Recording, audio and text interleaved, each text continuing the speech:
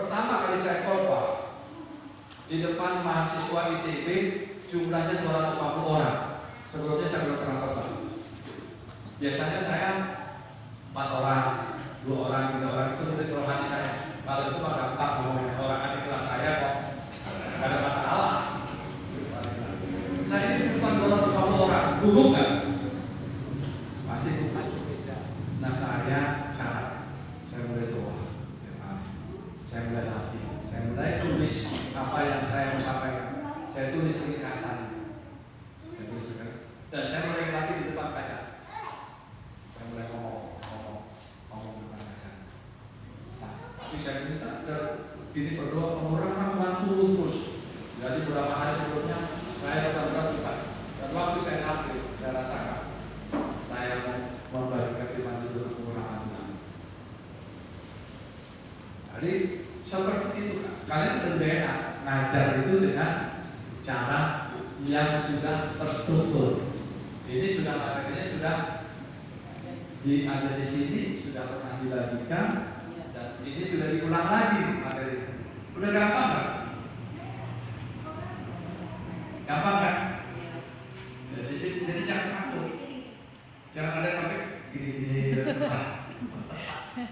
Kalau usah takut. Ini adalah simulasi. Ya kalau nggak apa ya belajar. Masa harus kita mulai bersiap-siap serius belajar supaya minggu depan itu udah bisa tampil. Jangan besoknya mau pertemuan hari Kamis hari Rabu baru dipelajari. Ya nggak jadi, nggak serius itu. Ya hari nanti Tuhan bukakan wahyu yang baru. Oh ini tuh maksudnya. Oh ini maksudnya pendahuluan ini. Makin dibaca nanti akan makin ada pewahyuan Tuhan. Makin mengerti ada sesuatu yang baru Tuhan bukan. Nah, di dalam, oke ini kita ini ya jawab saya. Nah, pendahuluan ini kita mulai dengan apa? Selamat datang dalam tim pemerintahan Kristus, ya. Nah, kita harus jelaskan apa itu tim pemerintahan Kristus. Kenapa pemerintahan Kristus? Karena segala sesuatunya berpusat pada Kristus. Kenapa kita bicara tim pemerintahan Kristus? Karena semuanya harus berpusat pada Kristus. Sudah jelas? Ya, oke. Terus mulai kita bagikan yang namanya nilai kehidupan. Jadi nilai kehidupan ini wajib diajarkan, jangan dilewati. Halaman pertama ini harus dijelaskan, bawahnya dijelaskan juga. Oke, jelas ya? Apa kabar? Jawabannya Sukacita mengalami mukjizat Tuhan. Aku keluarga komunitas adalah tanda ajaib. Kenapa harus mengatakan itu? Karena apa? Saya bertanya, Pak Prabowo, kenapa harus menjawab seperti itu? Yang pertanyaan pertama. Ya. Apa itu? Ya. Ya karena kita harus mengalami mukjizat Tuhan. Kembali kepada di atas pemerintahan Kristus.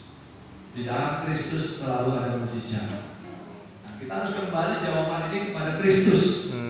Bahwa di dalam Yesus ada mukjizat. Tiap hari dia melakukan mukjizat. Dia adalah Tuhan Yesus yang membuat mukjizat. Dan dia selalu bikin tanda ajaib. Orang-orang hidup dalam Tuhan selalu ada mukjizat dan tanda ajaib. Kalau ada mukjizat itu adalah hal yang aneh. Nah itu kita jelaskan. Dan jelas ya apa kata? Kalau belum juga nanti ulang-ulang lama. Sudah jelas ya? Jelas. Dalam Tuhan selalu ada mukjizat. Yesus bikin mukjizat tiap hari. Amin. Bisa menjabarkan mukjizatnya apa 5 roti 2 ikan. Jabarkan lagi mukjizatnya air jadi anggur. Jabarkan mukjizatnya lagi bahwa dia memerintahkan badai diam dan tenang. Mukjizatnya dan setiap orang datang sembuh. Begitu banyak mukjizat Tuhan. Nah, Yesus itu ada dalam hati kita. Dia memerintah di dalam kita melalui kita. Maka kabar kita adalah sukacita mengalami mukjizat Tuhan. Aku keluarga dan komunitas adalah tanda ajaib. Itu berarti kita mengalami ada ajaib dan mukjizat Tuhan di dalam kita keluarga dan komunitas. Dan terus siapa kau? Penguasa kerajaan surga.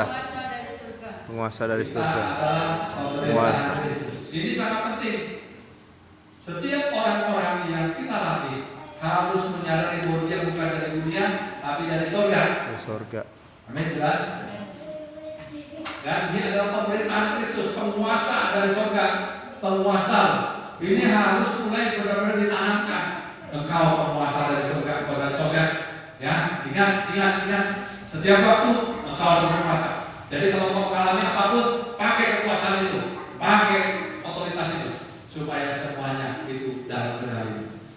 Kau adalah pemerintah Kristus. Jadi kau bisa memerintah atas semua yang tidak benar di dunia, kuasai dan perintah atas semua. Jadi mentalitas ini sudah mulai dibangkitkan dari mulai pertama diajari tentang nilai kehidupan. Jelas? Oke, bagian ketiga. Tugasmu. Apa tugasmu? Mengubah dunia menjadi surga. Seperti surga. Ingat, engkau penguasa dari surga dan engkau sudah mengalami mujizat-mujizat dan tanda ajaib. Tugasmu adalah mengubah dunia jadi seperti surga. Semua kondisi yang tidak sesuai surga engkau ubah. Dengan apa? Dengan menggunakan kuasa Otoritas. surga. Dengan menggunakan otoritasmu sebagai pemerintahan. Amin. Jelas kan? Itu yang harus mulai ditekankan. Engkau bertugas menanggung jawab apapun yang ada dalam pribadi, keluarga, komunitas dan negara bangsa, supaya keadaan-keadaan yang seperti neraka berubah jadi seperti surga. Manusianya dari manusia surga, wilayahnya wilayah surga, sistem-sistem tatanan apapun harus seperti surga. Dan paham ya? Paham. Nilai ini harus ditanamkan dengan kuat oleh engkau yang mengajarkan. Dimulai dari siapa? Saya, keluarga, dan Dari komunitas. pemahaman bahwa engkau mengalami keadaan surga, engkau mengalami mujizat tanda ajaib, engkau jadi penguasa dari surga dan pemerintah Kristus. Itu mulainya dari engkau. Dan jangan berhenti pada dirimu, keluargamu, komunitasmu, bahkan lebih lagi desamu terus meluas sampai seluruh dunia. Ya. Ini dia yang harus ditanamkan supaya gak berhenti diri sendiri jadi egois. Oh, mujizat enak diri sendiri terus. Oh, tanda ajaib luar biasa. Oh, bagaimana mengalami surga hanya diri sendiri kayak si Hari. Jangan disensor. Jelas kan? Kita mengalami semua itu supaya kita menularkan itu pada keluarga kita, menularkan itu pada komunitas kita, menularkan itu pada desa kita, wilayah kita, menularkan itu pada kabupaten kita, menularkan itu pada provinsi, pada pulau, negara dan benua bahkan dunia yang tempat kita berada. Amin. Jelas kan? Terus bagaimana caranya? Memuji menyembah Tuhan, melakukan firman Tuhan, menggunakan otoritas ilahi. Yang pertama, engkau harus menjadi pemuji penyembah Tuhan.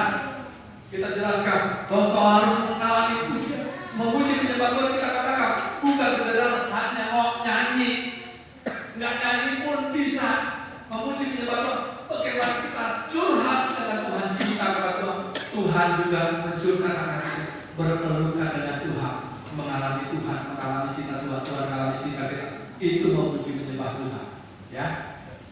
Itu yang harus dilakukan, memuji menyembah Tuhan, melakukan firman Tuhan. Jadi Tuhan bilang apa? Taati. Barulah menggunakan Otoritas ilahi. Amin. Amin. Jelas? Jelas. Bisa kami jelaskan di poin-poinnya? Hah? Harus bisa. Harus bisa. Kalau nggak bisa, nggak lulus. Waduh. Yang terakhir, kapan? Sekarang juga. Sekarang juga. Kita mulai mengajarkan orang-orang loh. Kamu berpikir mujizat, kamu berpikir tentang pekerjaan Tuhan sekarang. Sekarang, jangan nanti, jangan nanti. Sekarang. Kalau Roh Kudus suruh kita lakukan sesuatu, sekarang. Gitu pola berpikirnya. Amin. Amin. Jelas, gampang? Satu halaman sudah selesai. Nggak sampai 5 menit. 9 menit, Pak. Hah? 9 menit. 9 menit. Ini bisa 20 menit. Saya kan karena harus menjelaskan. Iya. Ya kan? Kalau nanti kalian nggak perlu seperti itu gitu. Ya. Apalagi ada yang tanya-tanya. Lama-lama Bilang belum muda lagi. Nah, terus yang berikut. Kristus, pemerintah Kristus, 20 bidang, 4 aspek, ruang dan waktu. Nah, kita sudah jelaskan ya bahwa Kristuslah pusat segala sesuatu. Dia raja di atas segala-galanya. Nah, kita ada bersama Kristus dalam posisi pemerintahan Kristus. Ya. Jadi kita bukanlah di 20 bidang ini. Bidang-bidang ada bidang bisnis, mungkin ada pebisnis, ada bidang gereja, pendeta, ada bidang pendidikan dan guru, ada berbagai macam bidang. Tapi kalau kita ada di bidang ini, rumusannya adalah manusia biasa plus pertolongan Tuhan. Kita bukan di posisi itu dan bukan dikuasai oleh pemerintahan dunia, ya, dari pemerintahan dunia. Kita ada di posisi pemerintahan Kristus itu dikatakan siapa engkau penguasa dari surga. Jadi posisi ini di pemerintahan biru, Kristus posisi kita di surga bersama Yesus. Posisi di bidang-bidang ini adalah posisi di dunia. Di sini engkau adalah manusia ilahi, penguasa dari surga. Jelas? Jelas. Sadari bahwa engkau ditebus Yesus bukan untuk di sini, tetapi untuk ada di sini. Di biru, di atas. Engkau berdasarkan atas dari surga. Tanamkan itu pada semua orang-orang yang engkau latih. Mindsetnya, engkau dari surga, engkau dari surga, engkau bukan. Engkau lah yang mengubah bidang-bidang di bawah ini. Apa bidang-bidangnya nanti penjelasannya nanti aja. Sekarang nggak usah dijelaskan dulu. Yang penting itu adalah bidang manusia, agama, kepercayaan, kemudian ada bidang politik dan lain sebagainya. Kalau bisa menjelaskan bagus. Kalau enggak juga nggak apa-apa. Tapi jelaskan secara global aja boleh. Secara rinci juga nggak apa-apa. Ya, jelas ya. Jelas. Nah, jelaskan. Terus ada wilayah Manusia, kekuasaan. kekayaan. Ada juga ruang dan waktu. Nanti kita jelaskan. Inilah 4 aspek, 20 bidang, ruang dan waktu. Nanti tentang ruang dan waktu ada penjelasan sendiri. Nah, inilah yang harus kita ubahkan supaya jadi seperti surga. Baik wilayahnya, manusianya, kekayaan, kekuasaan, 20 bidangnya, ruang waktu, supaya selaras sama surga, supaya semuanya sinkron dengan surga. Itulah tugasmu ada di pemerintahan Kristus. Dan jelas kan? Dengan seperti ini bisa menjelaskan kan? 2 slide sudah selesai. Berapa menit? 12 tadi 9 3 menit ya. 3 menit. Oke. Nah, dari ini kita mulai jelaskan posisi. Ada 2. Pertama-tama posisi. Kenapa penting posisi? Posisi ini sebenarnya hanya menjelaskan yang di atas, ya. Jadi jangan bingung dengan ayat-ayatnya. Karena ayat di sini hanya menjelaskan bahwa kita itu di atas. Nyambung ya? Ayat yang ada ini ada 3 ayat. Kejadian 1, Matius 16, dan Kolose 1 itu hanya meneguhkan kamu itu sudah di posisi bersama Kristus, Pemerintahan Kristus. ya. Dan bahwa tujuan Tuhan dari awalnya supaya kamu memerintah dan berkuasa. Nah, ini ayat di bawahnya posisi anak Allah sebagai sesuai dengan ketetapan surga. Nah, ini menjelaskan bahwa ini rancangan Tuhan seperti ini. Terus di Kejadian 1 ya, kayak beberapa saya nggak usah baca lagi ya. Bahwa itu rancangan Tuhan segambar serupa dan berkuasa. Itu rancangan. Dan waktu Tuhan Yesus menebus, dia katakan, aku akan membangun jemaatku dan alam maut tidak akan menguasainya. Dan sudah diberikan kunci kerajaan surga. Apa yang dikatakan di bumi dikatakan di surga. Itu kan bicara tentang posisi yang tidak dikuasai kerajaan setan, tetapi malah pemerintah mengikat dan melakukan pemerintah. Sama perjanjian lama sama perjanjian baru sama. Kita yang menyatakan itu. Jelas ya? Ayat-ayat ini menunjukkan bahwa di perjanjian lama ada, di perjanjian baru ada. Sehingga para teologi itu nggak bisa nggak bisa menyangkal. Karena bukan ada di perjanjian lama. Kalau tidak perjanjian lama nanti kan perjanjian lama. Perjanjian baru di Matius Yesus menetapkan 16 genetika gerejanya seperti apa. Itu melepas mengikatkan itu otoritas itu. Diberi kunci kerajaan surga. Apa yang kau ikat di bumi, ikat surga surga akan dilipat bumi lepas surga. Udah jelas ya? Jelas. Saya nggak perlu bacakan ayatnya ya, baca sendiri nanti. Ya. Terus di Kolose itu katakan kamu sudah dipindahkan. Oh, dipindah. Misalkan kan, bukan akan. Kamu udah pindah, jadi kamu tuh di sini ya, jangan mau di sini lagi. Ya, akan kan. Kalau dia masih mau begitu, bertobat kan ya. Jangan jadi agamawi lagi, jangan jadi manusiawi lagi, jadi laki-laki. Amin. Amin. Kamu sudah ada di sini. Nah, sambil dalam roh itu kita lihat, mudah nggak dia, nyambung nggak rohnya. Itulah sebabnya nanti bicara dalam roh dulu supaya nyambung semua, supaya langsung terima, langsung cekok, bisa langsung tek, langsung ibaratnya semen itu langsung nempel dia. Asik. Ya, udah jelas ya. Berapa menit itu? 3. 3 menit. Cepat ini kan. Udah ahlinya Pak. Terus? Udah ahlinya, Pak. Hah? Udah ahlinya. Loh, yang nangkep lebih cepat lagi. Karena posisinya sudah paham di sini kan, posisinya sudah paham di sini. Kan ada tugas nih sebagai sini kan 4 aspek 20 bidang luangkan waktu ya. Kan bukan untuk melaksanakan tugas ini kalau nggak ada senjatanya kan ngeri kita. Iya, Pak. Nah, Tugas. berbarengan dengan posisimu sebagai penguasa dari surga, engkau menerima surat otoritas, Surat kuasa. surat kuasa. Nah, ini kan jadi mantap dia, menjalankan kekuasaannya mantap. Polisi kalau cuma disuruh jalan sendiri, kasih seragam aja, nggak dikasih pistol, nggak dikasih tongkat, ngeri dia. Tapi kalau kasih pistol gagal ya, macam-macam tembak dong. Nah, surat kuasa itu seperti pistolnya. Udah nyambung ya? Nah, surat kuasanya apa aja? Udah. Yang pertama, Yohanes 1 Yohanes ayat 12. menjadi anak Allah ya. Jadi anak Allah. Bahwa dia sudah diangkat jadi anak Allah. Gak usah takut, lu anak, kamu anak, bukan lagi hamba. Jadi Ya. jangan ada yang aku hamba. Ya. Saya larang semua bilang Pak Timotius ini hamba Tuhan. Ini anak Tuhan. Anak Tuhan. Sahabat. Apa kalian merendahkan Pak Timotius? Jangan membuli Pak Timotius ya. Kenalnya apa juga? Jangan melecehkan Pak Timotius dan Ibu Timotius. Ibu hamba Tuhan. Ibu hamba Tuhan. Gembala. Nah, Ibu Gembala boleh. Ibu Gembala juga emang kalian domba. Jangan mau. Ini koordinator kerajaan surga untuk bisa membuat kalian bisa melaksanakan mereka. Nanti kalau dulu Bapak Timotius berdua gimana? Bapak pendeta boleh. Bapak pendeta Timotius kan. Jadi itu bicara pemimpin. Beliau adalah pemimpin. Bukan gembala lagi. Kalau gembala berarti domba. Cuma tahu makan rumput. Domba itu dalam arti apa? Bodoh domba itu. Mau jadi orang bodoh. Domba itu bodoh, tapi tidak mikir dia kesal makan. Kasih minum itulah selama ini dibodoh-bodohin. Berarti kan maksudnya? Kita membodohi diri kita dengan mengatakan kita domba. Jangan mau jadi domba. Yang kesana sini ikut. Jadilah penguasa dari surga, murid Kristus, amin. Jelas ya, Bapak Ibu. Jadi murid. Nah, inilah surat kuasanya ya.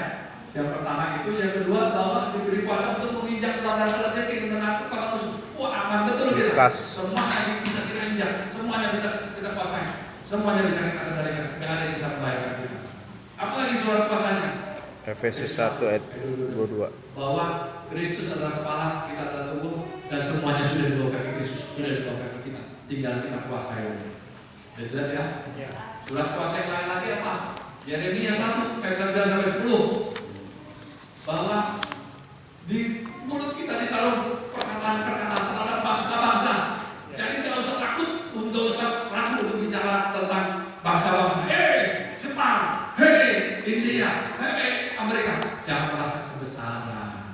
Siapakah Plato ini? Jangan bilang gitu. Penguasa dari surga. Penguasa dari surga. Aku ubahkan Amerika. Hei Amerika, kau berubah, bertobat. Mencabut, merobohkan, meruntuhkan, membinasakan, membangun dan menanam. Jelas nggak? Jadi kepada kita otoritasnya sampai bangsa-bangsa. Surat kuasanya. Setelah itu ada surat kuasa lagi, yaitu bahwa apa yang kita katakan beranjak tercapai, maka akan terjadi. Jadi inilah surat kuasa itu. Masih banyak nggak surat kuasa yang lain? Banyak. Ada 6. Masih banyak. Ini inti-intinya saja surat kuasa. Surat puasa itu dijalankan oleh apa? Mulut kita. Intinya itu. Mulut kita menjalankan kekuasaan ilahi. Jelas ya? Namun ya, inilah surat puasa itu didelegasikan di dalam hati kita dan dikeluarkan melalui mulut kita. Jadi posisinya udah jelas, tugasnya jelas, surat puasanya jelas, udah selesai. Apalagi kalau udah menyambung ini kan enak. Ya, nah, baru kita jelaskan tentang waktu. Waktu bicara ada masa lalu, ada masa kini, Masa depan. Kenapa perlu tahu ini? Nanti di kelas pemulihan kau akan belajar tentang pertobatan.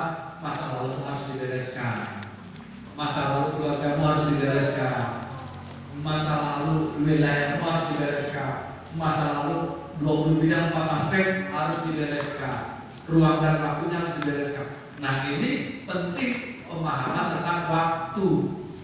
Kalau masa lalu nggak beres, kita merasa dikejar masa lalu, otomatis masa kini masa depan kayaknya masih ditemani masa lalu. Amin, jelas. Kalau belum beres masa lalu, dibereskan. Jangan ada yang masih merasa dikejar masa lalu, nggak boleh. Di dalam kerajaan surga yang lama sudah berlalu, Yang baru sudah datang. itu prinsipnya, nggak boleh lagi ada yang lama-lama. Nah, kalau kita masih merasa terbanyak-banyak dan dikejar oleh masa lalu, itu masih berarti belum beres. Selesaikan itu. Bagaimana cara menyelesaikannya? Kalau nggak bisa selesai sendiri, berarti harus ada yang lebih rohani lagi, minta tolong diselesaikan. Nggak usah diomongin seluruh jemaat, nggak usah diomongin kepada orang-orang, nanti ada penyelesaiannya. Main jelas ya. Lama sudah berlalu, yang lalu Sudah datang. ini waktu ya. Terus udah banyak kan? Nggak sampai 3 menit kan kalau waktu ya. Terus kapan? 3 alam. Dan Ruang alam. Alam roh surga. Ya. Alam roh kerajaan Tuhan. Alam roh maut. Alam fisik, alam sadar, alam bawah sadar, memori, halusinasi, imajinasi, mimpi, internet, software. Semua alam-alam ini harus diubah supaya visinya adalah yang dari surga. Jangan sampai alam roh ini dikuasai oleh neraka. Kita harus jelaskan bagaimana alam roh dikuasai neraka. Orang Hindu baru galungan kuningan kita diam aja atau bersikap. Nah, jelas ya. Kalau diam aja alam roh neraka itu gerak. Orang Kedan bikin acara apa, perdukunan bikin acara apa. Ini alam rohnya menjadi alam roh neraka. Bagaimana supaya alam roh surga dulu? Ya mintalah penguasa dari surga menghalau alam roh yang tidak berasal dari surga. Jelas ya? Tugas kita tuh membuat alam roh surga yang berkuasa. Terus alam fisik bagaimana? Alam fisik kan bisa kelihatan nih. Ada sesuatu apa? Alam fisik yang tidak bagus kita rubah menjadi alam fisik yang bagus. Makanya banyak kecelakaan. Orang-orang kok kita Tuhan. Situasi alam fisik ini kita perhatikan untuk kita bergerak lagi di alam roh, mengubahkan semua alam fisik ini melalui alam roh. Udah nyambung ya? Alam bawah sadar juga. Alam bawah sadar yang tadinya diisi hal-hal yang tidak sesuai surga dibereskan. Ini nanti akan ada pemberesannya di pertobatan. Yang penting diajarin dulu kok. Kita banyak dipengaruhi oleh alam bawah sadar. Alam bawah sadar ini ada sesuatu yang terjadi dan kemudian membentuk ingatan-ingatan kita, memori-memori kita, alam bawah sadar dan menggerakkan kelakuan kita. Bisa terjadi orang gampang marah karena apa? Karena dia terus membangun kemarahan itu dan membiasakan marah. Akhirnya ada sedikit saja sekarang dia langsung marah. Alam bawah sadar itu. Ada orang yang suka panik, ada yang suka khawatir karena alam bawah sadarnya. Namun ya, alam sadar itu alam kesadaran, ada masalah itu. Nah, alam sadar kita bagaimana jangan diisi oleh hal-hal yang tidak berasal dari surga. Karena itu bacaan segala macam jangan sembarangan. Supaya alam sadar kita alam sadar surga. Alam memori itu ingatan-ingatan. Ingatan-ingatan jangan sampai ingatan-ingatan kita diisi oleh sesuatu yang tidak dari surga. Terus alam halusinasi dan imajinasi ini juga harus mulai diperhatikan bahwa jangan sampai berhalusinasi dan imajinasi tidak sesuai dengan kerajaan surga. Ini perlu mimpi juga yang tidak sesuai Tuhan harus ditanggulangi supaya mimpi ini benar-benar sesuai ditanggulangi. Mimpi yang buruk ditanggulangi. Halusinasi dan imajinasi buruk juga ditanggulangi. Nah ini penjelasannya seperti itu. Terus internet dan sosmed juga harus dikeluarkan. Apapun bentuk media-media ini, selama media itu merusak, kita harus punya kepedulian dan campur tangan dan punya tanggung jawab terhadap semua internet dan sosmed. Dan nyambung ya. Oke, udah jelas tentang 3 alam dan 9 ruang waktu. Udah paham ya? Oke. Terus fungsi anak Tuhan terhadap dunia. Garam dunia terang Garam dunia dan terang. terang dunia. Apa bedanya? Garam itu apa? Kita melakukan yang baik, kegiatan sosial yang sedang. Kita menolong orang, kita melakukan sesuatu yang berbau dengan orang dan orang merasakan kasih kita itu garam. Tetapi itu tidak akan menyelesaikan semuanya. Harus ada fungsi Terang. begitu terang itu datang ke dalamnya. Nah, fungsi terang ini kita pakai otoritas. Fungsi garam ini kita pakai pendekatan sosial, pendekatan jiwa. Tapi fungsi terang itu pakai otoritas alam roh. Jelas ya. Waktu kita memakai ini kita menggunakan Metode mengajar sama metode disampaikan itu beda Pak. Tadi baru disampaikan ada sekitar 1 enak sekali didengarkan. Tapi kalau metode ini tadi Pak, barusan kita lakukan dikhotbahkan sekitar 1 sampai 1,5 jam enak sekali kita rasakan. Tapi kalau pengajaran ya cuma garis besarnya saja. Iya. Karena kita mengajari itu bukan khotbah. Ya. Khotbah itu adalah susu. Kita bukan kasih susu, kita kasih makanan yang mulai agak keras, supaya orangnya juga mencerna, mikir juga dia apa yang dikasih. Kalau khotbah itu cuma sambil tidur kasih bilang, sambil tidur buai-buai, itu khotbah. Jangan suka khotbah sekarang. Firman Tuhan ajar mereka melakukan, nggak disuruh khotbahkan itu. Khotbah itu untuk anak batita. Jagoan ya? Enggak. Balita. Khotbah itu anak kecil susu dia. Jadi orang kalau dengar khotbah itu nggak perlu mencerna. Asik. Itu khotbah. Khotbah itu dia. Baru tinggal suapin ke kapal. Ini saya.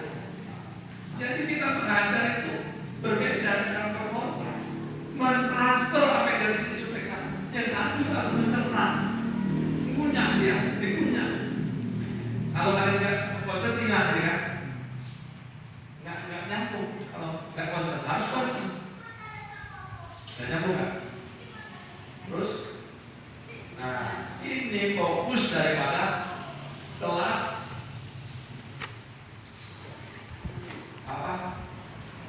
tujuan pemerintah Kristus. Kita harus fokus di dalam yang 11 ini. Kondisi anak Tuhan pada umumnya dan tujuan pelatihan. Nah ini harus jelas sekali. Kalau ini nggak jelas, nanti mereka akan kehilangan makna dari pendahuluan. Pendahuluan tadi maknanya apa? Pertama-tama apa? Nilai. Yang kedua adalah gambar skema 4 aspek 20 bidang keluarga Pak. Terus posisi dia. Terus surat kuasa. Surat kuasanya. Nah, waktu. Ruang dan waktu itu kan sudah penjelasan aja. Terus garam dan terang itu sudah penjelasan aja. Ini nyawanya. Apa itu? Kondisi anak Tuhan pada umumnya adalah sebagai pelaksana aktivitas rohani. Hanya mungkin jadi shop leader, WL, pengkhotbah, Diterangkan secara detail lah pelaksana aktivitas. Sebenarnya asal segala macam. Terus pembawa persembahan itu dianggap sudah melayani Tuhan. Jauh lagi dari pandang. Padahal Tuhan segambar sebelah dan berkuasa atas dunia. Alih-alih berkuasa atas dunia, berkuasa atas kebaktian, kerohanian, rutinitas, agama. Ini kita harus bongkar-bongkaran kepada mereka supaya konsep agamawinya lenyap, supaya pola pikirnya hilang, supaya dia takut kembali dan menjawab siapakah kau penguasa dari surga. Kita dalam pemerintahan Kristus tugas apa? mengubah dunia seperti itu. Jadi kau harus peduli di luar sana, kau harus tahu kondisinya Indonesia, kau harus tahu kondisi itu dan semua tatanan apa supaya kau bisa berfungsi sebagai penguasa dan surga, bukan sebagai pelaksana aktivitas. Jadi pelaksanaan aktivitas rohani yang ada dalam sistem organisasi bukan menjadi penguasa utusan surga yang mengawasi dan mengendalikan dunia dan seluruh isinya. Ini harus dijelaskan. Ini loh, benar gak? Benar Pak, benar Bu, benar. Aku dosa. Kalau dia udah benar berarti aku dosa. Jelas ya saudara. Ini perlu dibuka karena inilah penanaman-penanaman yang ditanamkan di dalam konsep gereja selama ini. Ayo, siapa yang menjadi asal? Siapa yang menjadi pemusik? Siapa yang menjadi ketua kaum muda? Siapa yang menjadi ketua kaum ibu? Siapa yang jadinya? Ayo kita mau bikin acara, event demi event yang dilakukan. Kan begitu. Cuma acara demi acara. Habis acara selesai semua. Tuhan bukan menginginkan begitu. Tuhan inginkan setiap orang itu sejahtera saudaranya dan menjalankan otoritas ilahi, mengubah dunia menjadi seperti surga dengan posisi sebagai penguasa surga dan memakai otoritas ilahinya. Nyambung ya? Nah, tujuan pelatihan PK apa? Ini dia jawabnya. Mencetak, dicetak, dibentuk. Dibentuk. Memang dicetak, dibentuk. Kita memang harus dijadikan. Bikin kue itu dicetak nggak? Dibentuk nggak? Diadon-adon ini dari berapa macam unsur-unsur dari namanya apa telur, tepung dan semua harus diaduk-aduk, dibentuk jadilah kue bolu. Dicetak, anak Tuhan itu dicetak, dijadikan. Makanya katakan pergi jadikanlah semua bangsa murid. Enggak istilahnya tidur dengan dipotbahi jadi murid, enggak ada itu istilahnya orang yang dipotbahi jadi murid. Jelas ya? Yang dipotbahi itu dimana yang dua orang apa itu jadi apa? Jadi pengkhianat Yesus itu bukan dia salibkan dia. Tapi yang diajak 12 murid itu jadi orang yang meneruskan taubat otoritas, menuai 3.000 jiwa. Beda nggak? Pilih mana? Mau pilih khotbah apa aja? Khotbah itu untuk anak kecil. Nah, tentu orang mulai menjadi dewasa. Kalau jadi enteng nggak personal. Oke, nari susu mana? Udah habis juga stok susu udah gimana lagi? Mencetak anak-anak Tuhan supaya menjadi dewasa. Dewasa ya, ingat orang dewasa, bukan anak-anak. Apa bedanya orang dewasa sama anak-anak? Bedanya apa? Kalau anak-anak ini pengennya apa? Main-main, senang-senang. Minta. Terus. Dulu gitu nggak Pak? Anak itu cuma minta, itu Pak. Mereka nangis, guling-guling, ngambek-ngambek kalau berapa? Itu anak-anak. Anak-anak itu tahunya keinginannya dipenuhi. Nggak peduli dia dengan gimana situasinya. Yang penting aku egois anak-anak. Jadi kalau ada yang egois situasi itu, berarti masih anak-anak.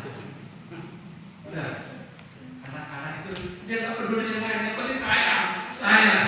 Anak itu makanya narik ini, selalu mengambil sesuatu untuk diri. Itu anak-anak.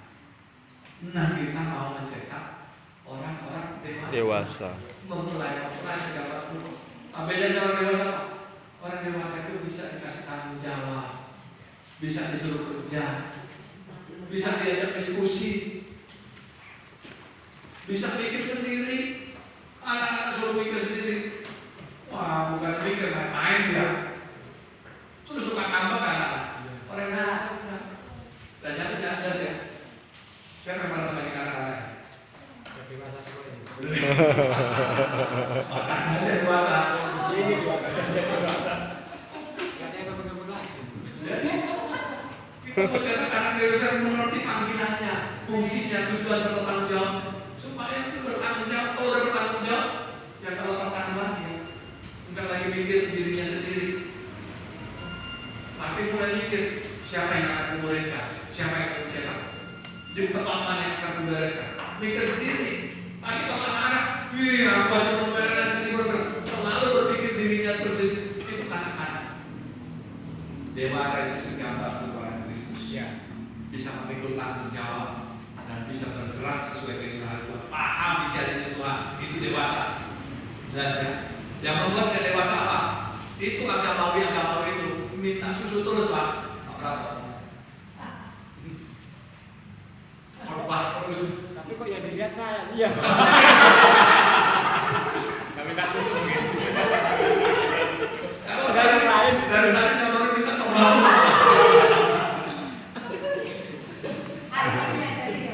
Nah, ini nyawanya ya, supaya menjadi sesuai dengan pengalaman dengan saat yang disuruh Tuhan perhatikan saat anak-anaknya. Inilah anak-anak dewasa. Kita mau cetak ini melalui pengajaran pemerintah Kristus. Orang-orang dewasa. Anak Tuhan jadi dewasa sebelumnya. Dan dia tahu bahwa dia akan membuat segala sesuatu diletakkan bahwa Kristus. 4 aspek 20 bidangnya dikuasai oleh Kristus melalui pemerintahannya. Jelas ya? Sehingga politik pun dikuasai. Nanti presiden bisa kan dikuasai pemerintah Kristus? Ya, gubernur semua, orang-orang penting semua bisa dikuasai. Asal kita dewasa semua. Jalankan fungsi. Jelas ya? Nah, itu dia. Nah, ini syarat juga. Syaratnya harus disebutkan. Apa syaratnya? Lemah lembut, rendah hati, tulus. Jadi kalau ujung-ujung datanya minta supaya ada harapannya yang dipenuhi, gak usah diterima. Belum murni, ada udang di balik rempeyek. Jadi dia nanti datang itu terus mintain, Pak doain saya, Ibu doain saya punya soal. Itu aja kita kejar terus supaya dia diberkati. Berarti ini Pak, minggu nanti yang ini suruh keluar. Gitu ya? Ini Pak. Oh, ini khotbah ya. Maksudnya begitu ya. Nunjuknya ke sini. Keluar loh. Khotbah keluar. Oh, ini khotbah katanya gitu. Jadi kita mencetak pengajar-pengajar bukan khotbah. Oke. Jadi sudah dewasa. Jadi sudah jelas syarat ini ditekankan sekali. Ini ditekankan sekali tujuan pelatihan PK itu apa? Kamu harus dewasa. Sekarang cek, jadi kamu udah dewasa belum? Iya Pak, saya nggak dewasa, Bu, saya nggak dewasa. Selama ini minta terus, selama ini saya, kamu nggak peduli kan orang-orang di luar sana, kamu nggak peduli kan kondisi-kondisi dunia ini. Nah, harus mulai sekarang bertobat, peduli. Kamu ya. Terus apa yang harus dilakukan di pemerintahan Kristus? Pertama harus sadar posisi dan melaksanakan fungsi. Sadar dan terus melaksanakan fungsi. Jelas ya? Tekankan agar 4 aspek 20 bidang ini diubah seperti surga. Jadi ini menggarap, melepaskan, mengawasi itu harus menjadi bagian daripada tim pemerintah Kristus. Kemudian melatih menggunakan posisi sebagai warga surga yang memiliki fungsi pembangunan. Jadi dilatih, sadar dan terus jangan kerja. Jadi pemerintah Kristus itu tidak ada istilahnya berdiam diri, santai-santai, kerja terus kerja. Nah, terus lanjut ketetapan Tuhan. Udah selesai nih loh. Udah. Ketetapan Tuhan itu Fungsinya apa tadi? Mengharap. fungsinya mengubahkan dunia jadi seperti surga. Terhadap 4 aspek 20 bidang ruangan waktu. Kembali lagi kepada yang di depan ini. Nyambung ya. Nah, nanti itu pimpinan roh. Secara khusus, nggak semuanya harus dikerjakan sekaligus. Saat itu apa yang disuruhkan, itulah yang kau kerjakan. Makanya kalau pemerintah Kristus kita harus mengajarkan. Yang pertama-tama engkau harus kesini dengan Kristus memuji menyembah Tuhan, baru menggarap di bawah. Berdoa boleh berdoa. Waktu kita bersekutu sama Tuhan boleh minta ngomong apa aja. Tapi permintaannya bukan permintaan anak kecil lagi. Permintaan orang dewasa yang sadar apa yang harus dikerjakan tanggung jawab. Ya, jelas ya. Nah, apa ketetapan Tuhan? Manusia segambar dan serupa dengan Tuhan. Apanya? Kita tekankan segambar serupa itu seperti apa? Karaktermu, kuasamu, cara kerjamu. Nah, karakter dulu. Jangan dia minta kuasa apa? Semua orang pakai kuasa. Tapi kalau karakter nggak cocok dewasa. Cara kerjanya apa? Dengan berfirman. Cara kerja Tuhan mengubah apapun dengan berkata-kata. Ya, nyambung ya. Itulah cara menghadap Tuhan, kuasanya kuasa Tuhan, bekerja dengan firman. Itulah di pemerintah Kristus kita menggunakan firman perkataan Tuhan. Terus setelah segala sesuatu dia harus beranak cucu bertambah banyak, jangan cuma satu, harus ada diberikan 5 beranak dan bercucu. Terus tambah banyak, makin banyak, jadi ratusan ribu, terus gak berhenti sampai dunia ini semuanya jadi milik Tuhan. Namun ya, terus taklukkan bumi dan berkuasa. Kalau udah itu kan kita bisa melakukan bumi berkuasa. Partai politik itu nanti bisa tunduk. Semua kekuasaan hukum bisa tunduk. Kita pakai otoritas ilahi. Jadi jelas ya. Puji sembah Tuhan. Kalau firman Tuhan gunakan untuk Israel, bisa nggak semua dunia ini ditaklukkan? Jelas ya. Coba bayangkan gereja Tuhan bangkit dengan otoritas ilahi seperti ini, bangkit dengan kedewasaan seperti ini. Bayangkan dunia ini geger kan? Ada sebuah surga luar biasa menyerbu Amerika, Asia, Eropa, 5 benua diserbu surga dan berubah menjadi seperti surga. Penduduk surga semua. Kekayaan dipersembahkan bagi surga, kekuasaannya dengan sistem surga, wilayahnya wilayah surga, bidang-bidangnya bidang surga. Apa luar biasa terjadi? Siapa yang akan kerjakan kita ini? Amin. Kalau taklukkan bumi dan berkuasa. Karena kita sudah ditembus dari hidup yang sia-sia dan darah Yesus. Roma 8:29-30 kita dipilih ya. Ingat, ditentukan serupa dengan Kristus, dipanggil, dibenarkan dan dimuliakan. Jadi setelah serupa kita dipanggil, dibenarkan, dimuliakan. Jadi akan ada kemuliaan Tuhan turun atas kita semua. Makanya itu didapatkan pastinya. Pakai jubah kemuliaan itu. Pakailah jangan jubah manusia itu. Pakai jubah kemuliaan itu. Pakai jubah keserupaan dengan Kristus. Pakai jubah pelayanan Tuhan Kristus. Ketetapan Tuhan supaya kita menjadi jemaat yang tidak dikuasai alam maut. Terus Tuhan menghendaki semua bangsa dijadikan kulit ini penekanannya bahwa jadi ada kulit. Mudah-mudahan sudah selesai nih. Nah untuk mencapai itu langkahnya adalah kelas pemilihan, kelas pasukan, kelas pemerintahan. Oke, jelas ya? Berapa tadi?